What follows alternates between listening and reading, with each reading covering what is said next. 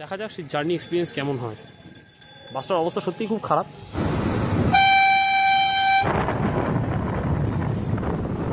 আইল্যান্ডগুলো ওই দূরে দেখা যাচ্ছে, ওই কোনায় রয়েছে হচ্ছে নামখানা রেলওয়ে স্টেশন, যেখান থেকে ট্রেন ধরে কিন্তু সরাসরি শিয়ালদা যাবে। এই হচ্ছে সেই গঙ্গাসাগর নতুন রাস্তার মোড়।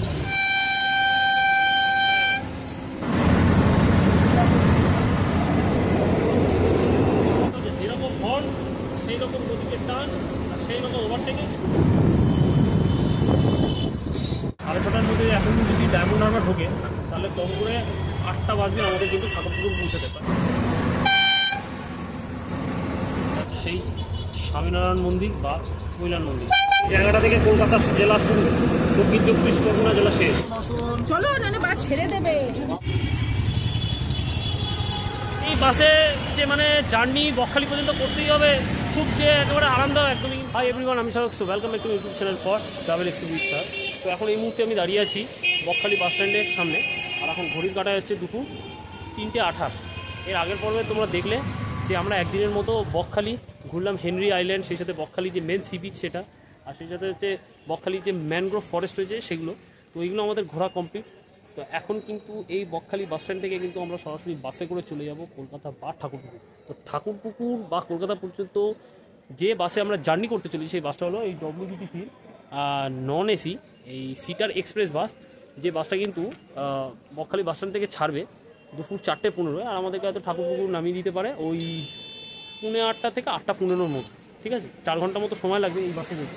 আর এই বাসটা কিন্তু কিছুক্ষণ আগে কলকাতা থেকে এলো, এসে এই বকখালি যে বাস স্ট্যান্ড এইখানে কিন্তু, এটা হচ্ছে ডব্লিউবিটিসির নিজস্ব বাস স্ট্যান্ড, এইখানে কিন্তু সমস্ত বাসগুলো পার্কিং করে। এর আগে যখন আমরা ওই ডব্লিউবিটিসির এসি ভলভো বাসে যখন কলকাতা বা ঠাকুরপুকুর থেকে যখন বকখালি এলাম, এখানেই সেই বাস এসে পার্ক করেছিল বা এখানে আমাদের নামিয়ে দিয়েছিল। আর এই বাস কিন্তু এখন এখানেই ঢুকেছে, এখান থেকেই কিন্তু ছাড়বে, আর এখান থেকেই আমরা কিন্তু এই বাসে উঠেছি। আর তার জন্য কিন্তু আমরা আগে থেকে করে নিয়ে এসেছি যে ডব্লিউবিটিসির যে ভেতরে নিজস্ব টিকিট কাউন্টার রয়েছে ওখান থেকে করে নিয়েছি টিকিট বুকিং। তাই গাড়িতে উঠে কিন্তু আমাদেরকে আলাদা করে টিকিট করতে হবে না, আর সেই সাথে কিন্তু আমরা সিটটাও পেয়ে গেছি। তো সিটও অ্যারেঞ্জমেন্ট করে দিয়েছে, কোনো অসুবিধা নেই। কিন্তু বাসটা যেহেতু হচ্ছে আমাদের মার্কো পোলোর বাস, আর এই মার্কো পোলোর নন এসি বাসে কিন্তু খুব কষ্টকর জার্নি করে আমাদেরকে পৌঁছাতে হবে ঠাকুরপুকুর। যতটা আরামে এসেছিলাম এবার কিন্তু জার্নি ততটাই কষ্টকর হতে চলেছে। এর আগে এসেছি সুখের জার্নিতে, এবার শুরু হচ্ছে দুঃখের জার্নি। তো সুখের জার্নি একটু দেখানো হলো, দুঃখের জার্নিটা একটু শেয়ার করা যাক। তো যাই হোক, এবার বকখালি থেকে কলকাতা এরকম নন এসি ভাঙাচোরা লজ্জরে ডব্লিউবিটিসির সরকারি বাসে কীরকম জার্নি এক্সপিরিয়েন্স হয় সেটা কিন্তু আজ আমি শেয়ার করব তোমাদের সাথে। সেই জন্যই কিন্তু তোমাদের কাছে ভিডিও নিয়ে হাজির হয়েছি। তো চলো তাহলে শুরু করা যাক আজকে এই বকখালি বাস স্ট্যান্ড থেকে শুধু ঠাকুরপুকুরের উদ্দেশ্যে ডব্লিউবিটিসি এই নন এসি এক্সপ্রেস বাস সিটার বাসে জার্নি। আর এই বাসটাই কিন্তু আমাদেরকে পৌঁছে দেবে আমাদের ঠাকুরপুকুর, যেটা আমাদের ডেস্টিনেশন। আর এই বাসটা কিন্তু এসছে ধর্মতলা থেকে, আর এখন যে যাবে বাসটা ধর্মতলা হয়ে হাওড়া পর্যন্ত। অলরেডি কিন্তু বোর্ড চেঞ্জ করে ধর্মতলা ডায়মন্ড হাওড়া লিখে দিয়েছে। তো এই বাসেই কিন্তু আমরা জার্নি করবো, দেখা যাক সেই জার্নি এক্সপিরিয়েন্স কেমন হয়। বাসটার অবস্থা সত্যিই খুব খারাপ।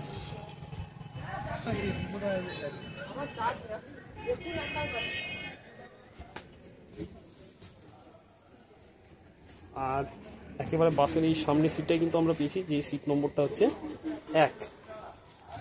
একেবারে বাসের প্রথম সিটটা সিঙ্গেল সিট হিসেবে পেয়েছি। তাহলে এখান থেকে বসে কিন্তু তোমাদেরকে গোটা জার্নিটা খুব ভালোভাবে কভার আপ করে দেখাতে পারবো। আর সেই সাথে বাসের সিটে বসে দিয়েছি, বাসের সিটটা বেশ আরামদায়ক, আশা করি জার্নি করতে কিন্তু কোনো প্রবলেম হবে না। আর সেই সাথে কিন্তু বাইরে দেখতে পাচ্ছি খুব বৃষ্টি হচ্ছে। আর দেখি আমাদের বাস 4:15 ছাড়ার কথা আছে, দেখি অন টাইমে ছাড়ে কিনা। তাহলে দেখা হচ্ছে তাহলে তোমাদের সাথে বাস ছাড়লে।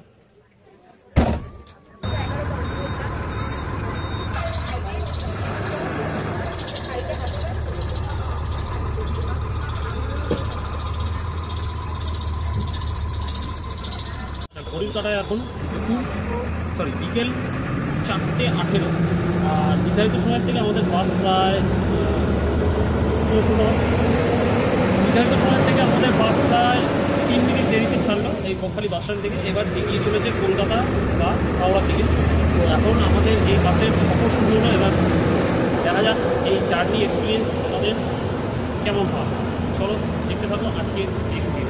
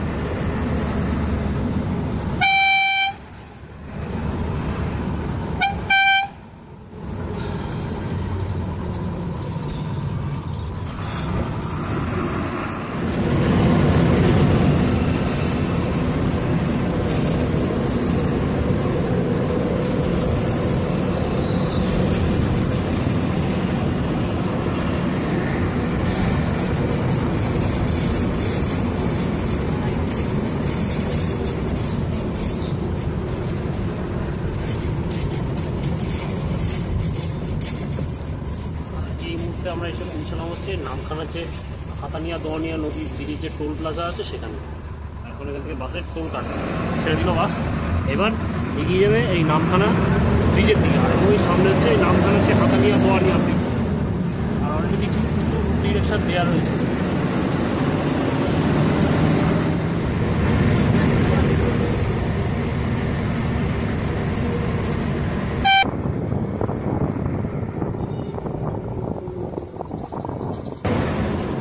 আর ওই হচ্ছে সেই হাতানিয়া দোয়ানিয়া নদী, যে নদী পেরিয়ে আমরা তখন বকখালি গেছিলাম। আর ওই সব ট্রলারগুলো, ওই দূরে সব মাছ ধরার ট্রলারগুলো দাঁড়িয়ে আছে। এই হচ্ছে নামখানার ব্রিজ।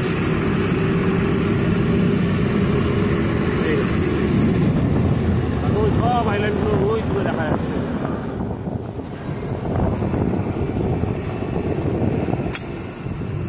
সব আইল্যান্ড খরস্রোতা বিশাল নদী।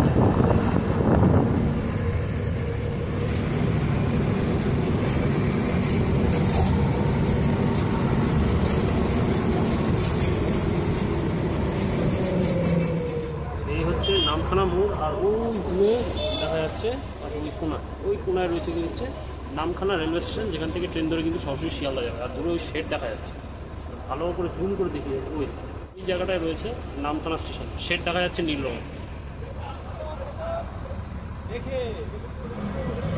যদি এখন বিকেল 5টা, প্রায় 45 মিনিটের মধ্যে কিন্তু আমরা 25 কিলোমিটার পথ অতিক্রম করে এই মুহূর্তে এসে পৌঁছালাম বকখালি থেকে নামখানা। এখনও আমাদের প্রায় 100 কিলোমিটার মতো পথ বাকি রয়েছে ওই ঠাকুরপুর পর্যন্ত এই বাসের সফর করতে।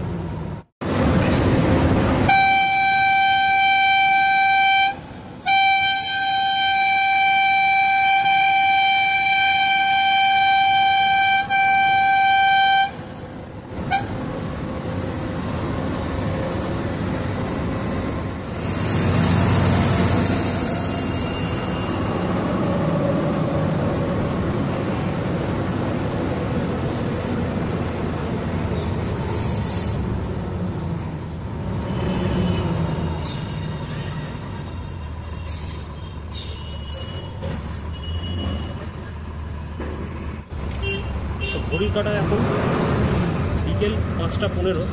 1 ঘন্টার মধ্যে কিন্তু আমরা চলে এলাম বকখালি থেকে কার্তিক সাব ডিভিশন যে টাউন যে বাস স্ট্যান্ড বা যে মোড় সেইখানে।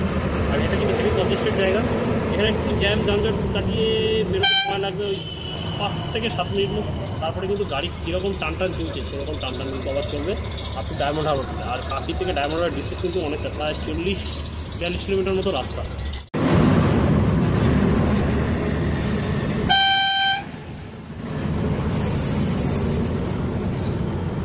এই হচ্ছে সেই গঙ্গাসাগর নতুন রাস্তার মোড়, যেটা দিয়ে লটেই যাওয়া যায়।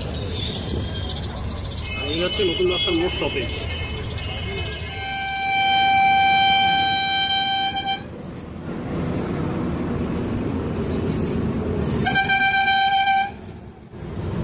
আর আমাদের কলকাতা যাওয়ার বাস যা টান লেভেলে চলছে, মানে কী বলবো, মারাত্মক চলছে।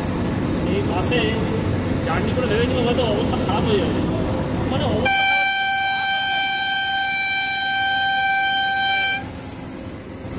যেরকম হর্ন সেই রকম গতিতে টান, আর সেই রকম ওভারটেকিং, সেই রেস নিয়ে সেই জোশ নিয়ে চলছে আমাদের এই নন এসি সরকারি বাস। আলাদাই এই বাসের জন্য সে যত এগিয়ে যে সমস্ত গাড়ি আসছে, এই সমস্ত নন এসি বাস অন্য বাসগুলোকে হার মানিয়ে যেতে পারবে না। সব বাসের জোরই আলাদা, যতই ভাঙাচড়া হোক যতই লজ্জা হোক। যাই হোক, চড়ে মজা। আর এইরকম নন এসি বাস কিন্তু বকখালি থেকে ধর্মতলা বা ধর্মতলা থেকে বকখালি কিন্তু প্রচুর পাবে এই ডব্লিউবিটিসি। সকাল 5টার থেকে ওই বিকেল 7টা বা রাত্রি 8টা পর্যন্ত কিন্তু চলে। আমি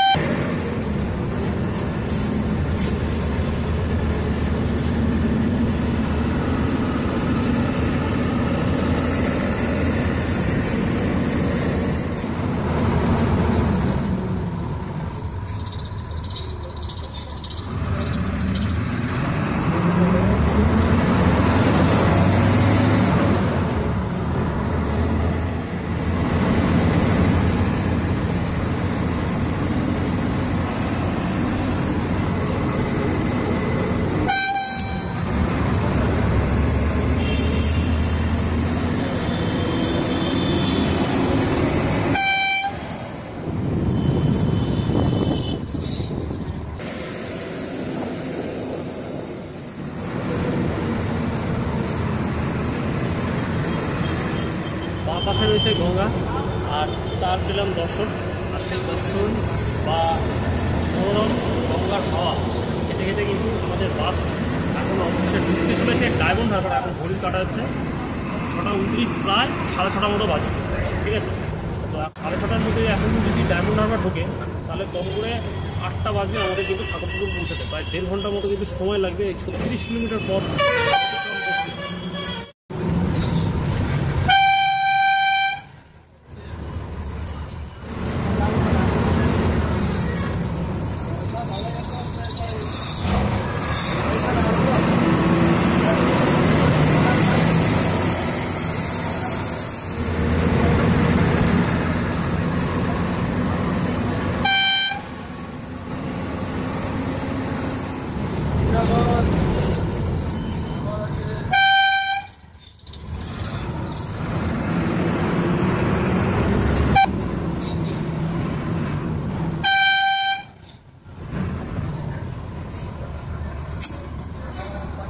এই মুহূর্তে এসে পৌঁছানো হচ্ছে শিরাফল, আর এখন ঘড়িতে লাগে হচ্ছে 7:10 মতো। আর এখান থেকে হয়তো মিনিট 15 যেতে লাগবে আমতলা। আর আমতলা পেরিয়ে আসলে কিন্তু আমরা যথারীতি আমাদের গন্তব্য ক্রমশ কাছেই চলে আসবো। বেশিক্ষণ হয়তো আর লাগবে না আমাদের গন্তব্যে পৌঁছাতে।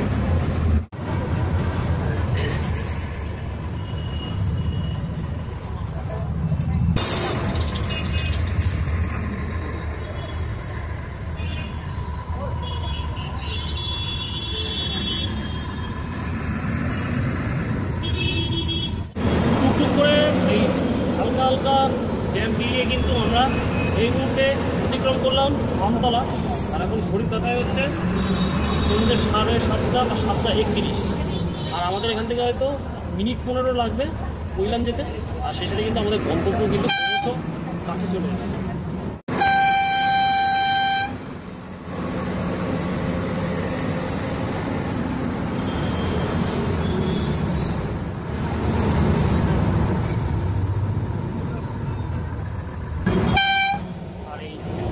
আর ডান দিকে দেখা যাচ্ছে এটা হচ্ছে সেই স্বামীনারায়ণ মন্দির বা কৈলান মন্দির। এর আগেরবারও আমি এখানে এসে ভিডিও বানিয়ে গেছিলাম, তোমরা দেখেছিলে। সেই মন্দিরের সামনে দিয়ে কিন্তু আমরা এগিয়ে যাচ্ছি ওই বেহালা বা ঠাকুরপুকুরের দিকে।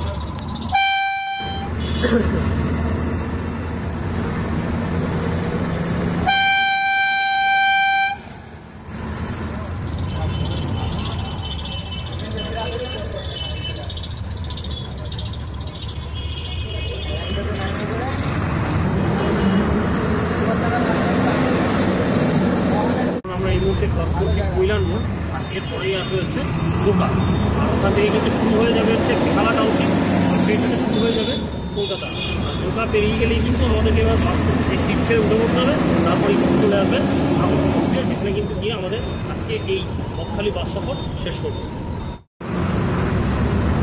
এই জায়গাটা থেকে কলকাতার জেলা শুরু, দক্ষিণ 24 পরগনা জেলা শেষ। এবার কিন্তু আমরা প্রবেশ করে গেলাম বেহালা টাউনশিপে।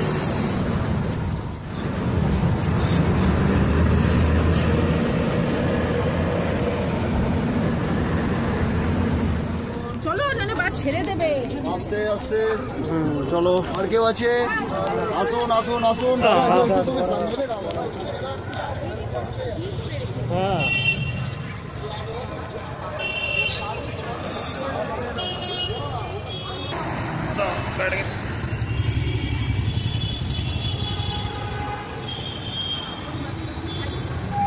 বাস জার্নি খতম, সেই সাথে বকখালি সফরও শেষ। আর এখন ঘড়ির কাটায় হচ্ছে রাত 8:02। আর আমাদের 4 ঘন্টা হওয়ার আগেই কিন্তু আমাদেরকে বাস এই মুহূর্তে এসে পৌঁছে দিল আমাদের গন্তব্য এবং আমাদের ডেস্টিনেশন ঠাকুরপুকুর 3A বাস স্ট্যান্ডে। আর এখানেই শেষ করলাম আমরা বাস জার্নি। আর সেই সাথে বাসকে দিয়ে দিলাম বিদায়, বাস চলে গেল হাওড়া। তো সেই সাথে জার্নি এক্সপিরিয়েন্স যদি তোমাদের সাথে শেয়ার করি মোটের ওপর, মানে অ্যাভারেজ। তো এই বাসে যে মানে জার্নি বকখালি পর্যন্ত করতেই হবে, খুব যে একেবারে আরামদায়ক একদমই কিন্তু তা নয়। খুব একটা আমি সাজেস্ট করবো না এই বাসে জার্নি করা। যেহেতু বাস যদি লাখের ওপরে খুব ভালো থাকে তাহলে বাসে জার্নি করে ঠিকঠাক, কিন্তু হ্যাঁ যে খুব ভালো হবে একদমই না, অ্যাভারেজ। তো আজকেও আমরা এলাম ওই অ্যাভারেজ দেওয়ার মতনই। বাসটা যেহেতু ঠিকঠাক ছিল, অনেক সময় কিন্তু বাস ভালো থাকে না, তো একেবারে মানে কী বলবো, খারাপ মানে ঝনঝনা বাসই কিন্তু দেওয়া থাকে। তো এরকম বাসই কিন্তু বকখালি প্রায়শই দেখি যায়।